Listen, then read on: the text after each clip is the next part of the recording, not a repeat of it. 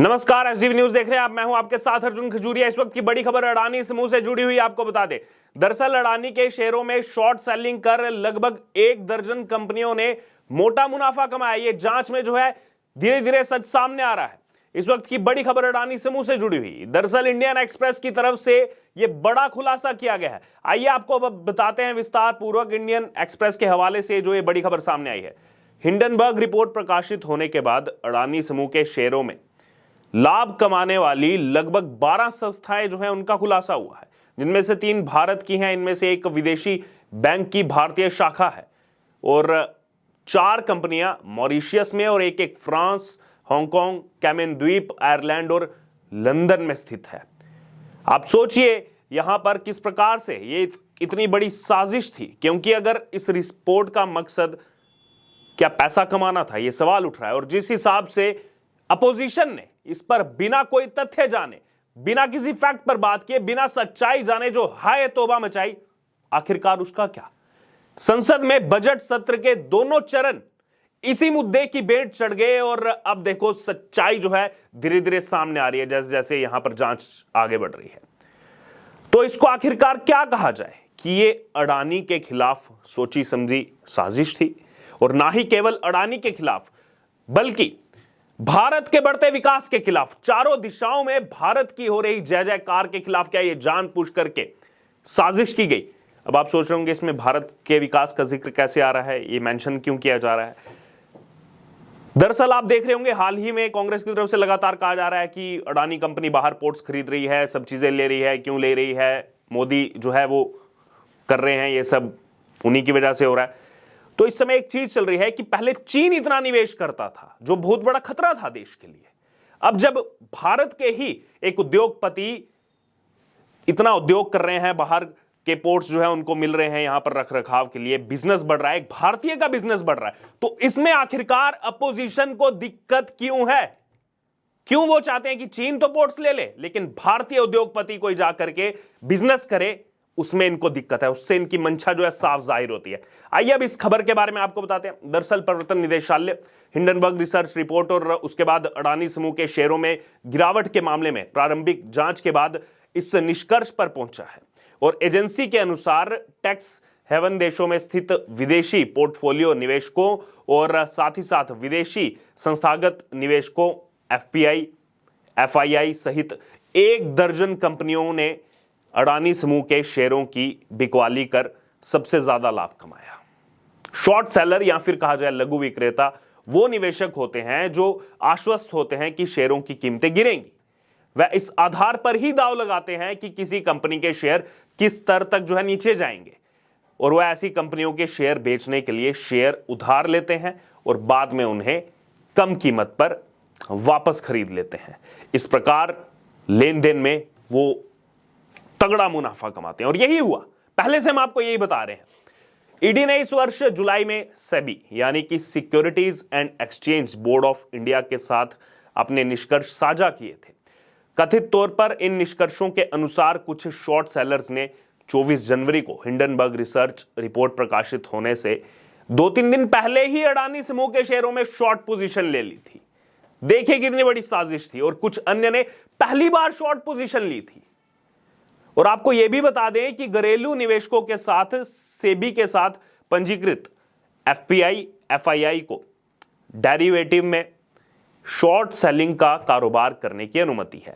यह एक ऐसा उपकरण है जो निवेशकों को शॉर्ट पोजीशन लेकर बाजार जो है जोखिमों से बचाव करने की अनुमति देते हैं। सेबी विनियमित शॉर्ट सेलिंग की अनुमति देता है, क्योंकि सेबी मानता है कि शॉर्ट सेलिंग पर रोक शेयरों की सही कीमत को प्रभावित कर सकता है। लेकिन इसका देखिए कैसे गलत फायदा उठाया जा रहा है। और यह सुविधा नहीं मिलने से प्रमोटरों को कीमतों में हेरफेर करने की निर्वाध स्वतंत्रता मिल जाती है। और सूत्रों के अनुसार हिंडनबर्ग रिपोर्ट प्रकाशित होने के बाद अडानी समूह के शेयरों में बिकवाली से लाभ कमाने वाली 12 संस्थाएं हैं। जैसा हमने आपको पहले भी बताया, 3 तो इसमें से भारत की हैं। इनमें से एक विदेशी बैंक की भारतीय शाखा है, 4 कंपनियां मॉरिशियस की हैं, एक फ्रांस की है, हांगकांग की है, कैमन द्वीप की है, आयरलैंड की है और लंदन में एक स्थित है।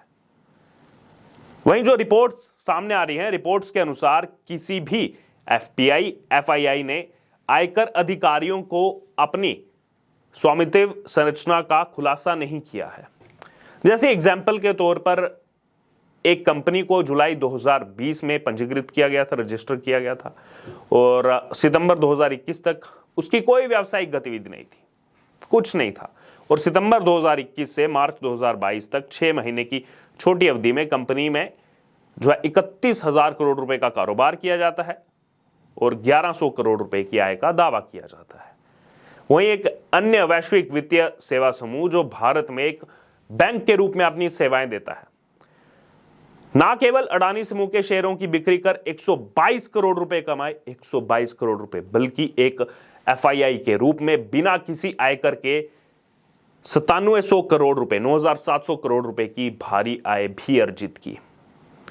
वहीं कैमेन आइलैंड स्थित एक एफआईआई जो अडानी समूह के शेयरों में बिकवाली कर लाभ कमाने वालों में शीर्ष पर है, उसको अमेरिका में अंदरूनी व्यापार का दोषी माना गया था और उसने $1.8 बिलियन का जुर्माना अदा किया था। यह सच्चाई है इन कंपनियों की। दरअसल इस एफपीआई ने 20 जनवरी को अडानी समूह के शेयरों में शॉर्ट पोजीशन ले ली थी। आप देखिए टाइमिंग को, 20 जनवरी को शॉर्ट पोजीशन ली थी और 23 जनवरी को अपनी पोजीशन में और बढ़ोतरी की। मॉरिशस स्थित एक अन्य फंड ने पहली बार 10 जनवरी को अडानी समूह के शेयरों में शॉर्ट पोजीशन ली। ये टाइमिंग देख रहे हैं आप एकदम। अडानी समूह के शेयरों में शॉर्ट पोजीशन लेकर बड़ा मुनाफा कमाने वालों में भारत में पंजीकृत 2 कंपनियां भी शामिल हैं।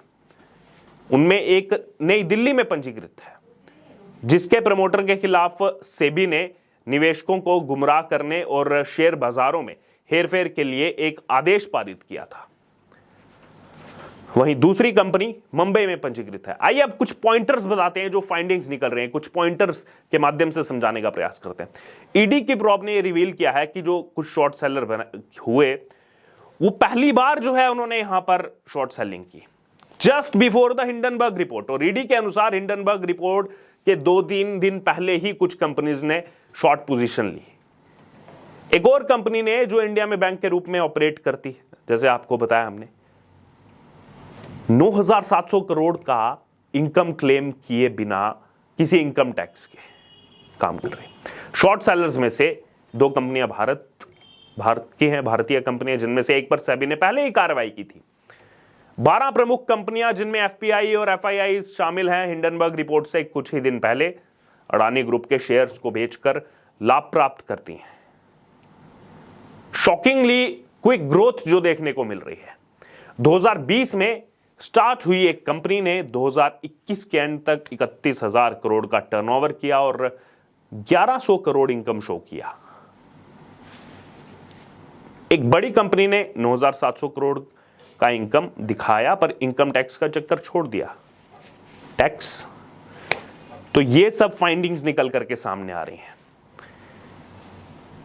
सच धीरे धीरे सामने आ रहा है, क्योंकि समय लगता है जांच में, 1-2 दिन का विषय नहीं है। और उस समय भी यही कहा जा रहा था। हिंडनबर्ग की रिपोर्ट पर भरोसा है इन विपक्षी दलों को, लेकिन भारतीय कंपनियां क्या कह रही हैं, भारतीय बोर्ड क्या कह रहे हैं, अलग अलग जो बोर्ड हैं, उस पर भरोसा नहीं है। भारतीय जांच एजेंसियां कुछ करती हैं, उस पर भरोसा नहीं है। लेकिन हाँ, वो हिंडनबर्ग जो हमेशा से विवादों में रहा है, और ये शॉर्ट सेलिंग ये इसीलिए की जाती है, किसी कंपनी की वैल्यू को गिराओ, शेयर्स को गिराओ, ऐसी रिपोर्ट सामने ला करके शॉर्ट सेलिंग पोजीशन पहले ही ले ली होती है 2-3 दिन पहले, और वही सब देखने को मिल रहा है। टाइम फ्रेम देखिए, 10 जनवरी, 20 जनवरी, 23 जनवरी को रिपोर्ट आती है, कुछ तो पहली बार कर रही हैं, और उसके बाद कितना मोटा मुनाफा जो है ये कंपनीज कमाती हैं। और 1-2 नहीं, ऐसी 12 कंपनीज हैं, 12। अब इस पूरे मामले पर आपकी जो भी राय हो, यहां पर जो बड़ा खुलासा हुआ इंडियन एक्सप्रेस की तरफ से, और इस खुलासे से ये साफ हो चुका है कि कहीं ना कहीं एक बड़ी साजिश जो है वो अडानी के खिलाफ की जा रही है। क्यों? क्योंकि वो एक बढ़ते हुए उद्योगपति भारत के विकास में अपना महत्वपूर्ण योगदान दे रहे हैं, और शायद कुछ लोगों को ये रास नहीं आ रहा। बहरहाल इस पूरे मामले पर आपकी जो भी राय हो, आप जरूर हमारे कमेंट बॉक्स में शेयर करो। इससे जुड़े तमाम अपडेट के लिए बने रहे न्यूज़ के साथ। धन्यवाद।